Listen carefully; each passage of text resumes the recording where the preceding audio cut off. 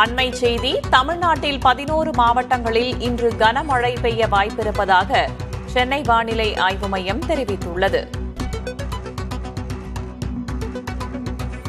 நாளை சென்னை உள்ளிட்ட மாவட்டங்களில் மிக கனமழை பெய்ய வாய்ப்பிருப்பதாகவும் வானிலை ஆய்வு மையம் தெரிவித்திருக்கிறது. அண்மை செய்தியாக பார்க்கிறோம். இன்று திருவள்ளூர், சென்னை, ராணிப்பேட்டை, வேலூர், திருப்பத்தூர், திருவண்ணாமலை, காஞ்சிபுரம், செங்கல்பட்டு, விழுப்புரம், கள்ளக்குறிச்சி, கடலூர், மயிலாடுதுறை உள்ளிட்ட 11 மாவட்டங்களில் கனமழை பெய்ய வாய்ப்பிருப்பதாக தெரிவிக்கப்பட்டிருக்கிறது.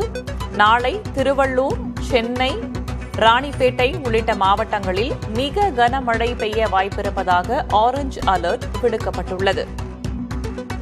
அதேபோல செங்கல்பட்டு, விழுப்புரம் மாவட்டங்களில் கனமழை பெய்ய வாய்ப்பிருப்பதாக தெரிவிக்கப்பட்டுள்ளது.